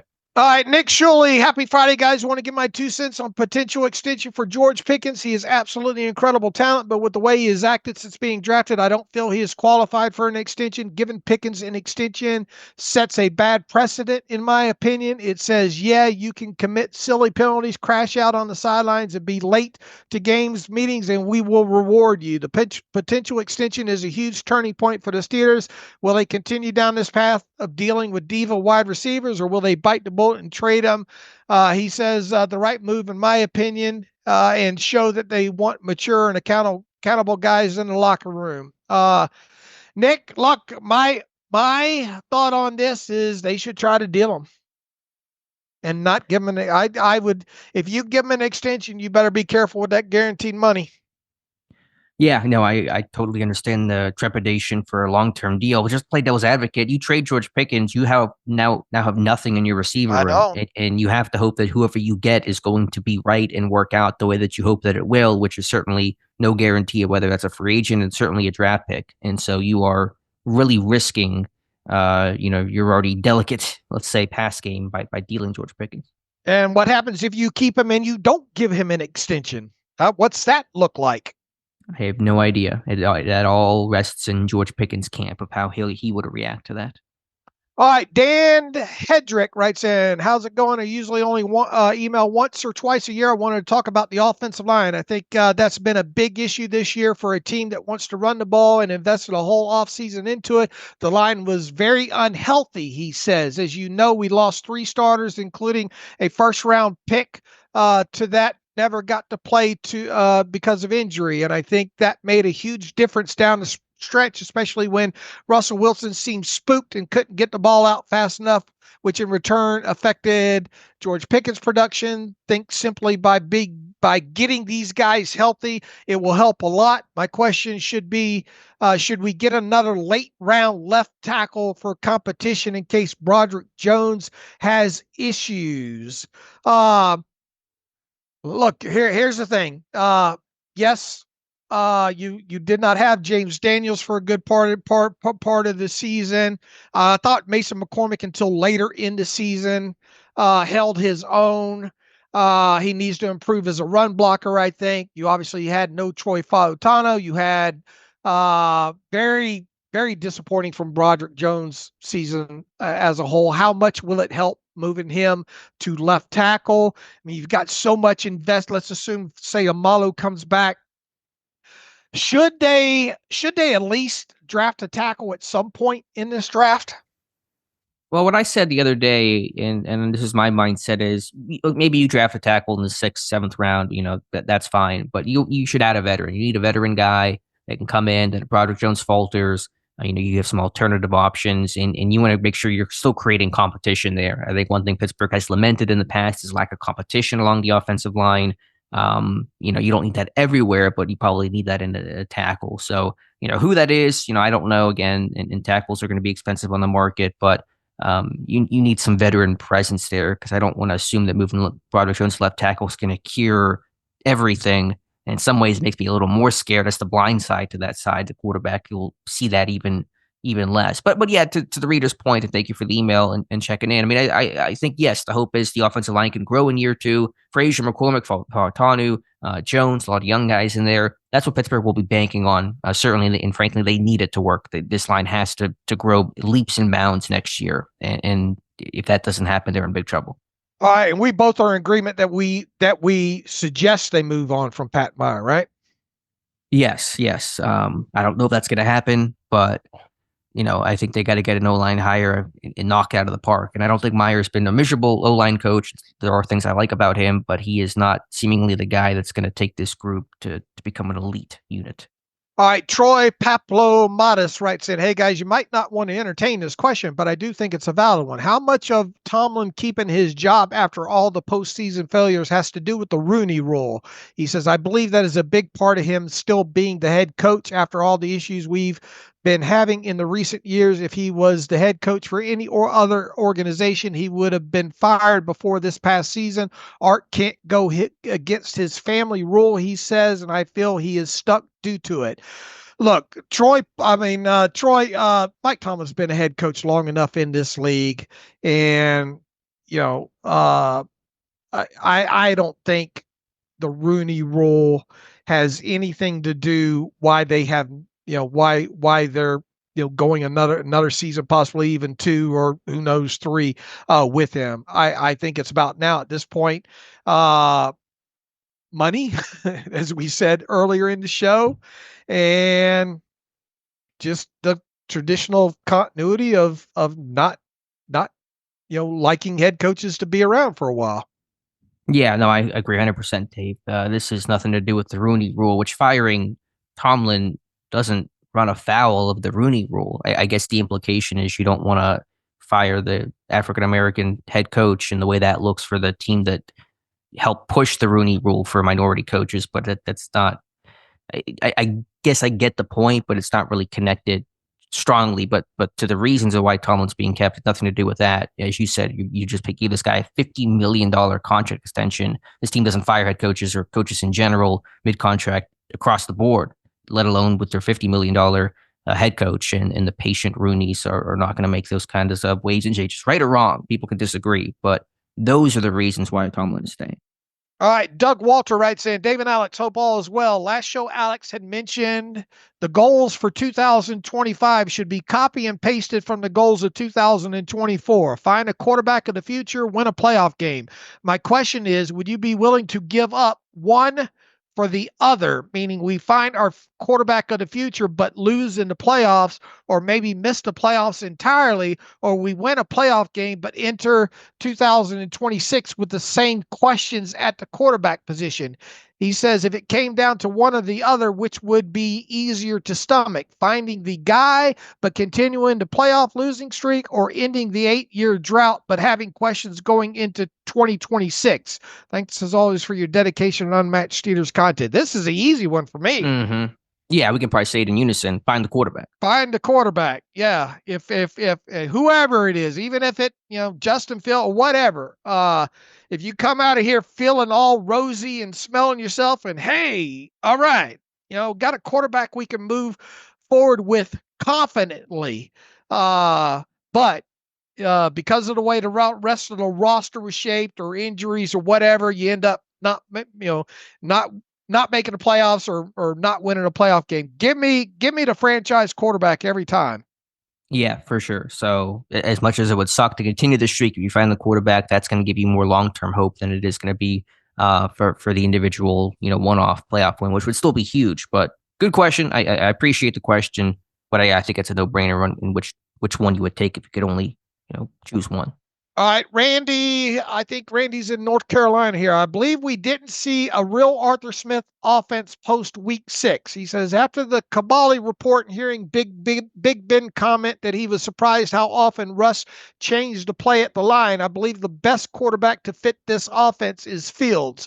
Russ has the three-pointer and layup, but would make up for lack of mid-range game by running for 12 yards. He's not doing that anymore, he says. Justin can and has talent in that area.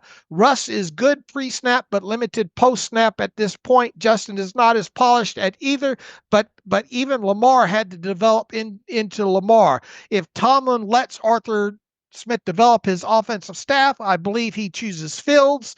He says system fit and support matters a lot for young quarterbacks, and we have recent examples of career resurgence when a quarterback is matched with the right system. Do you think the Steelers realize this? I think it'd be a lot of good points overall. I don't know if the offense still changed dramatically once Wilson came in. In some ways, it felt more like his offense because they were able to utilize play action. Remember, Fields really struggled with selling play action well, and that's something he'll have to really work on. I think it's going to be really, really critical if he returns as his team's quarterback in 25. But, overall, yeah, your OC, your quarterbacks, they have to be on the same page. There has to be good alignment there. If not, then, things probably aren't going to work at their maximum. So, I do get the general thought, and I still do wonder a little bit about what those issues apparently were between Arthur Smith and Russell Wilson. What was the misconnection between those two? Because again, on paper, it felt like there was a decent fit there. But I do get the overall point, and I think Smith would be excited to continue working with Justin Fields next year. All right, Alex. Justin Fields has played in 50 regular season games. He has started 44 games. He has a career adjusted net yards per passing attempt stat of 4.92. All right. In 2024, in the games that he started and played in with the Steelers, his number was almost a full point higher than that at 5.86. All right. Somebody's got to tell me how that can get better and how much it can get better. Because Alex, are you going to win? Are you going to win a playoff game with a quarterback entering the playoffs with even a I'll give you the benefit of the doubt. I won't throw his career adjusted net yards per passing attempt stat number at you, 4.92. But can you get into the playoffs and win a playoff game with a number matching the number from this past season in his limited playing time, which was 5.86? History says no. Right. But the question is, can it get better? It got better. Can it get better? Yeah, that is the question. It got better this year by a fairly significant amount. And it was tough this year because everything was so brand new. I mean, they're just trying to do this thing, new OC, new quarterbacks coach, new quarterbacks, trying to mesh all those things together. And then the weirdness of Russ is the guy. And then last day before training camp, he's hurt. 2 days before week 1, he's hurt again with a calf injury. Fields, you're the guy. It wasn't.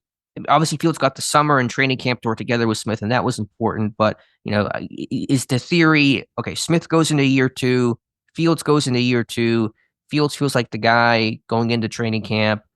We can build upon that. Year 1 was just kind of like needing to set the foundation, getting to know each other. How do you think? How do you work? How do you operate? That is a lot, I think, for this organization to handle. And I wonder if they're saying, okay, year 2, you can actually begin to build if you continue to pair Fields and Smith. Okay. Can they get it to 6.5, 6.7? I mean, that feels like a hell of a damn jump for a guy that's been in the league 4 years. I wonder if there's any history, maybe an offseason project to see is there ever been a big jump like that, year 4 to year 5 kind of thing. I don't know what the ceiling is. I don't think Fields is this franchise quarterback, but I think he's probably the best of some pretty tough options Pittsburgh has right now. Even you'd look back at a guy like Goff in his first 4 years let's look at his first 5 years with the Rams. It was his adjusted net yards per passing attempt number was 6.62. And the organization bailed on him, right? And Yeah. since then, in his time in Detroit, it's gone. His 5 years with the Rams was 6.62. With the 4 years with Detroit, it's 7.07. This past season was his best since his second year in the league, and it was 8.06. How, and obviously, you'd think the offensive coordinator has obviously had a role in that, and the personnel around them, and they got a running game and yada yada. But even so, his career number right now is, what is it? I've got 684. 684.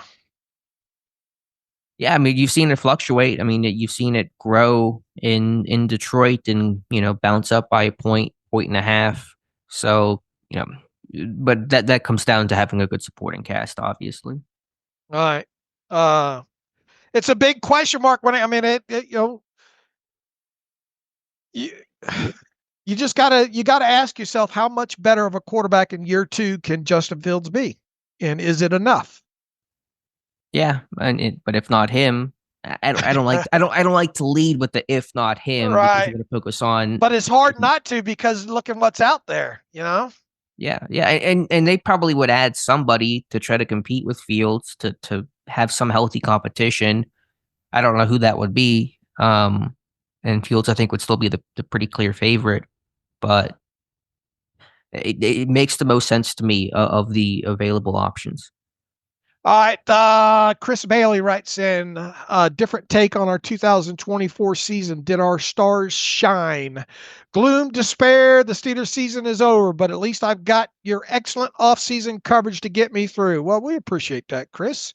As I've had a few days to think more rationally about the 2024 season, I'd like to review it by rating our stars on whether their play was above the line, as Tomlin likes to say. Note, for me, as expected, in parentheses, play is not above the line. My list of Steelers stars key players: Russ/Justin combined as quarterback has to be a key player. Pickens, Cam, TJ, Highsmith, Queen, Minka, Porter, Boswell. Of the list of 9 players, I'd say that only 2 played above the line: Cam and Boswell. Therefore, I'd say that one key reason why our season was unsuccessful was that our stars did not shine. What do you think of my analysis? Do you agree? I'd say there are myriad of reasons as to why our stars didn't shine, and include coaching in that too. Keep up the great work, and sincerely hope the flu has exited the Deep Road crew, as it sounds like most of you had it. All right. And he's over there in Sussex, England. So who, he does make a good point, about, stars not shining. Sure, we had mentioned that a couple times during the losing streak. Like, if you're going to pull yourself out of it, there's a team component, obviously, but sometimes the stars have to lead and play to that level. And it's fair to say most of those guys didn't. Now, do I put Patrick Queen in the same bucket I put a TJ Watt? I don't, but I get your point in terms of the highest paid guys and the guys you expect to make the biggest impact. And not all those guys did that. Some of them, underwhelmed, especially in that losing streak where TJ Watt went pretty quiet down the stretch. So sure, yeah, I think it's a component. And because again, we mentioned the stars have to play like stars, and they didn't do that. Minka didn't play like a star. Watt didn't play like a star. Again, down the stretch, the quarterback play. Again, do I put Russ and Fields in the same bucket as a TJ Watt? I don't. But yeah, did you get the necessary play out of your quarterbacks? No, you didn't. So that is certainly one fair component, one bucket of why this team, to me, had its worst 5-game stretch maybe since 1969. All right, and he, his list does not include Freiermuth here. Did Freiermuth play like a guy that you extended? To me, he basically met my expectations for this year. I mean, he basically was, generally typical Pat Freiermuth, maybe a couple more drops than I thought he would have. To me, he was just like squarely, typical Pat Freiermuth, which isn't bad, but it's not a star. Right. Pickens, I thought. I mean, was Pickens played up to his ability, right? And expectation? Yeah, I would say so. I mean, obviously the for Bengals what game he's was a asked to do? disaster, but in the season in totality, yeah, I would say he, from a player on field standpoint, he met expectations. Sure. When looking back at the 2024 season, what was the bright spot? What was the brightest spot of the 2024 season for the Steelers offense? As This could be individually, no, or this could be overarching. uh, I'll start. I would just okay. say the ability to, the explosive plays down the field and passing game. Period. Yeah, I mean they were hitting those, when things were good. Um, Besides that, the development of some of the young guys up front, Frazier, McCormick, we're giving you some hope about, okay, there's some building blocks there for a team that needs some building blocks along the offensive line. Why I think the line tired and wilted towards the end. I mean, obviously you're, Frazier slam dunk starter next year. McCormick, I think you'll be pretty confident about in your number two. Jones, disappointment, obviously, but I would just say, hopefully you're building some pieces for this offensive line to ascend. That'd be my hope. All right, we'll take one more here from Mike Shorter. He says, Gents, I think George Pickens gets a bad rap. He clearly trains, shows up in shape, has amazing ability, is growing in his abilities, and you never hear that he is a bad teammate. You definitely can argue he is immature, a wide receiver diva, and has shown lack of effort with an attitude. How much of this is a direct result of our JV offensive scheme and execution? Do you think that he needs a high volume passer and is worthy of being an offensive focal point like CeeDee Lamb, Justin Jefferson, or Jamar Chase? I think he is a hostage, won't re-sign, and would gladly be a volunteer in a varsity passing offense like Green Bay, Miami, Dallas, etc. Is his trade value a second rounder? So first, he thinks George Pickens gets a bad rap. I mean, look, I don't know how many times I have to say it on here. I think George Pickens is extremely talented between the white lines. Uh, I can't say that enough. I think his attitude and everything that goes along on top of that is what potentially is going to get him traded off the Steelers. Well, I think the reader saying is that he's getting too bad of a rap for who he is as a person, that he's not the boogeyman that some make him out to be. And I think there is some validity to that. I don't know George Pickens. I don't think he's a bad guy. You're right. He's not, getting into off-field trouble and has these major red flags in that sense of it. I just think he's an immature type A personality receiver, like a lot of receivers that exist out there, and he's not fully grown up. I think he's kind of a moody teenager and hasn't shed that yet. Yeah, and that's the question the Steelers have. Can they get him to grow up in one offseason? Yeah, history is saying no, you're not seeing the growth necessary. Tomlin said that he's seen some growth, but there's still a lot of growing up to do, and some, because you just know that people in your daily life. There's some people that were, bratty teenagers. Most of us were, and a lot of us grew out of it, but some of us don't. Some of us remain in that mentality, and Pickens may be in that, and throwing $30 million per year at him probably not going to change that. Is there a coach / organization out there that thinks they can, I don't want to say fix, but maybe that is the right word, fix him, get him to grow up, whatever, accommodate him, put up with him, whatever? Well, Pittsburgh's trying. At least Tomlin is walking that line. I think he'd have trade value to answer the question. What is his value for sure? You're gonna have to. It's got to at least be a second rounder, right? I'd have to look at some comparables. Can you get a first rounder for him? Let's start there. Do you think they would be able to get a first rounder for him? No, because you got to pay this guy too. Probably with a second rounder, maybe some other compensation sounds most realistic. Right, I would agree. All right. All right, we got through. Let's see, we're coming up on 2 hours here, so let's cut this one and kind of pick back up on Monday, see whatever news breaks, and review what happened in the divisional round, and who knows what else we'll be talking about there. Maybe talk about a couple of draft profiles. We got those firing up, right, Alex? Yeah, first one is up today. We should have more this weekend. Probably my first report will come out this weekend too. So Goal to do hopefully 300. We'll try our best. And again, it's we're transitioning pretty quickly here in the draft season. This will fly under the radar as well too, but Alex wrote about the NFL releasing the declared underclassmen and all like that on Thursday there. And look, we don't want listeners to take everything we write and say as verbatim gospel truth, if you will. When it comes to players, we encourage trying to provide readers and listeners of the show to do their own research, whether it be, text or tape or stats or whatever. So as part of that, and this flies under the radar with a lot of people, some really are appreciative of it. Within that post that Alex put up there on those underclassmen, I linked each one of those players to their stats page and to their college bio page. So you can easily start drilling down.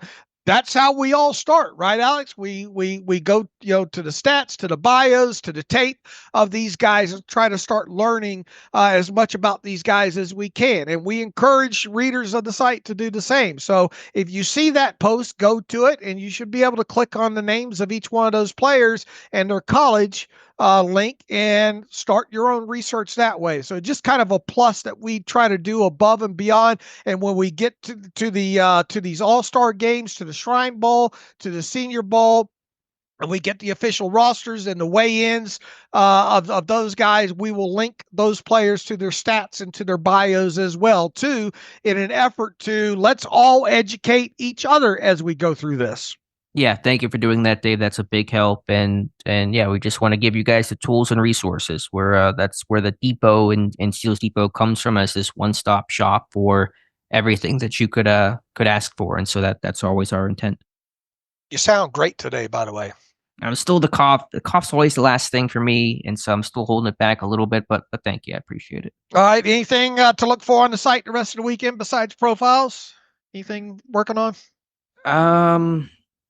Not off the top of my head, but you never know. Maybe we'll get some coaching news or whatever the case is, but maybe a weekend to kind of chill out. And again, I know the whole team has already started to churn through. Our sign-up sheet's already pretty full for prospects. And so if you're a draft guy, this weekend will be for you on the site. All right. Good stuff as usual. Appreciate you. You going to watch some football this weekend? Yeah, for sure. I'm really excited for the Sunday slate of games too, especially. Yeah, me too. All right. Until Monday, you can follow me on Twitter/X at Steelers Depot. Follow Alex at Alex_Kozora. Follow the show at Terrible Podcast. Email the show, theterriblepodcast@gmail.com. If you like what we do and want to donate to the cause, SteelersDepot.com. Hit the donate button, upper right navigational bar. Also, if you'd like an ad-free version of the site, SteelersDepot.com. Hit the ad-free button, upper right navigational bar. Follow the directions that way. And I think I got all of it out of the way. Stop by SteelersDepot.com this weekend, if you will. We'll have some discussion threads up for game days as well, too, if you want to partake in those or just watch the highlights. Until Monday, as always, thanks for listening to the Terrible Podcast with Dave and Alex.